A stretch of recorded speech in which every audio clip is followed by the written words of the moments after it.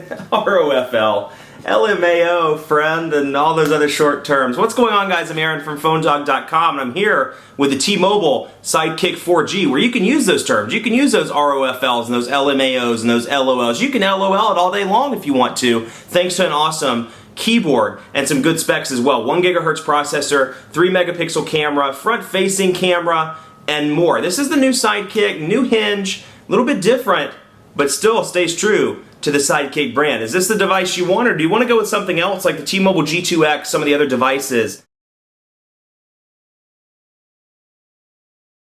One of my favorite features about this device that I just have to point out before we move on is something called cloud texting. You click on it here and you can see a preview. Sidekick's cloud enabled, so you can text from the web, your laptop, or your tablet. And it's kind of shocking to me that, you know, devices like this, what this is doing and what the touchpad is doing with the Pre 3, where you can actually text message from a larger medium like a tablet or like a computer, and then it, you know, cloud sends to your device and then sends out to your friends. I'm surprised it hasn't taken off earlier. I mean, you look at something like this, I mean, it gets kind of tiring regardless of how good the keyboard is to text message, you know, 2 bajillion text messages a month on this keyboard. That way, I'm surprised that something like this hasn't taken off, where I can go to my computer like this, type out the text messages on my usual keyboard, and then send those through the device. But anyway, you do get that with cloud texting on this. You can learn more at cloudtext.sidekick.com. That'll walk you through how to get it set up. Now, obviously, this is a device, you know, built around customization, built around making it how you want it to be. So you can see theme changer here. This is something unique to the Sidekick line. We'll go through and have a look at some of these themes. We'll see default theme. Let's see, disguise.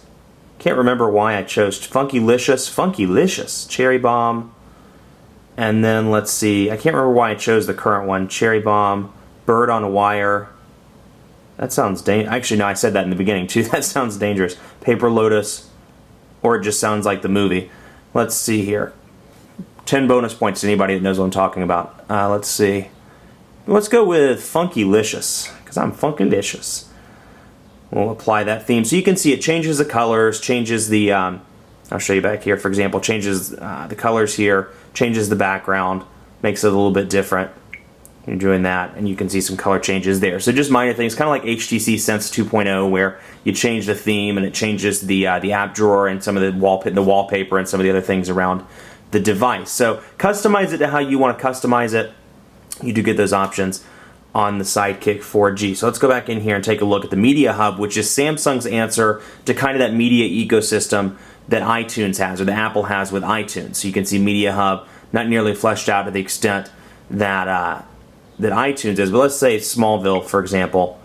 I can go to episode 17. I can own that for $2, and I can download it and view it on my device. So I can go, or there's some popular movies. Let's see, Morning Glory, for example. I can own it for $18, or I can rent it for $4. So watch a preview as well. I don't think it's going to let me watch. Okay, you have to be connected to Wi-Fi to view trailers, which I'm not connected right now. But you get the idea. It gives you the summary and the actors, and you can download. So it's that media ecosystem. They're really trying to work on that media ecosystem that Apple has, and that Apple's had for many years. You know, and Android's really trying to catch up to this. And you know, as of now, they're not quite caught up. But this is a nice step forward. And this is something we saw with the Galaxy S debut last year in New York City, the Samsung Media Hub. So it's nice to see that carry over onto the Sidekick as well. So let's go in here, you know, and you've seen some of the changes to market. I mean, just to say, it's funny because a lot of these applications are changed and modified for the Sidekick, and then some of those are exactly the same. So you look at something like the Marketplace, for example, or the Android Market, and you can see no differences whatsoever. As soon as it loads up, it looks just like it does on every other Android device. So you can see, you know, the typical carousel.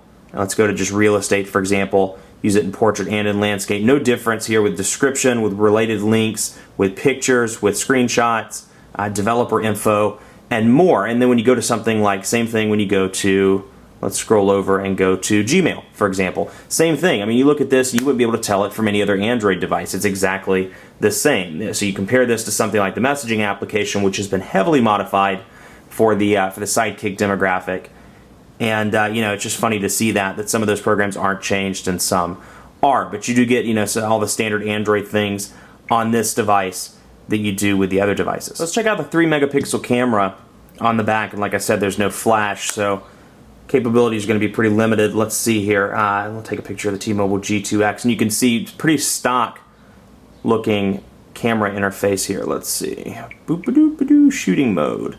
Front-facing camera, camcorder, shooting mode, default destination, and then some settings as well. So you can see, just to give you an idea of what the actual settings look like. I'm going to try to zoom in here on the T-Mobile logo, get an idea. It does have pretty decent autofocus, but we're going to take this picture.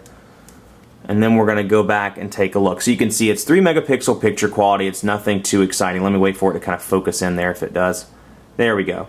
Nothing too exciting, and obviously I have light shining down on this, so it's a well-lit situation. If you're in a dark place, it's not going to be that exciting in terms of picture quality. You do have the front-facing camera, so you can video chat on the fly, but if you're looking for your camera buff, you're looking for something to take pictures with on a daily basis, this may not be your device, since the camera is pretty low resolution. Let's have a look at quadrant standard and at some speed test numbers so we can see what the network speeds are like. Let's jump into quadrant standard first. Yeah, I've actually been pretty impressed with this device for what it is. I mean, $100, awesome QWERTY keyboard, and it's funny to me that they target this demographic, the people that buy these as teenagers, because I see a lot of potential here for business users and for people that need a physical QWERTY keyboard. I think if they made an option like this without the group texting, without all the added stuff, and just put a stock build of Android on, I think you could appeal to and run those separately, like maybe Sidekick 1, Sidekick 2, creative, obviously more creative names than that, but they could appeal to business people and other people that otherwise wouldn't be interested in something like this. I think there's a lot of potential. It's an awesome keyboard. I really enjoy this device, and I think personally I'd recommend it to anybody that's looking for a physical QWERTY Android device on T-Mobile, or anybody that's looking to switch as well. Call quality's been good. I've been impressed with that. Battery life, like I said, pretty decent for what I've used it for.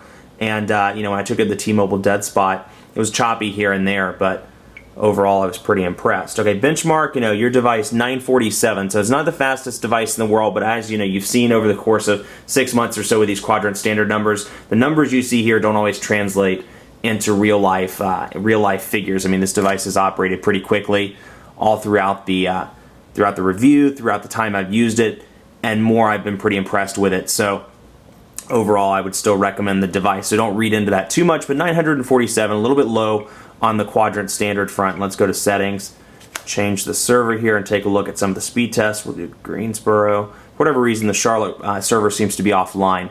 So we're going to do Greensboro. We're going to begin the test, and we'll see what it comes in at here. 4G, again, been very good, very consistent for the most part in this area.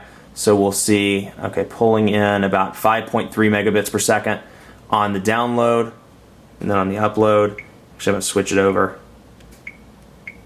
5.21 megabits per second, and then 0.82. So a little slow on the upload, but then you can see here's what the results look like across the board since I've been testing it, 5.21, or since I last reset it. Somewhere between high 4s to low 5s, and then between, high 1s, or between, high 0.8 to about 1.7. So speeds have been pretty decent. Downloads great. Uploads, not too great, but the downloads have been good. So overall, great device. I've been impressed with it for $100. I think the price point's good, and I think this can appeal to people that enjoy the Sidekick brand that are looking to upgrade, and B, new people that have no idea or aren't familiar with the Sidekick brand but have always enjoyed Android and want something a little bit different. Android, but something a little bit different than the usual candy bar Android phone that's been hogging the spotlight for the past year and a half. Great device, all around, been very pleased with it. Much more coverage to come on PhoneDog.com with the Sidekick 4G. Keep it locked. I'm going to do a dogfight between this and the T-Mobile G2 to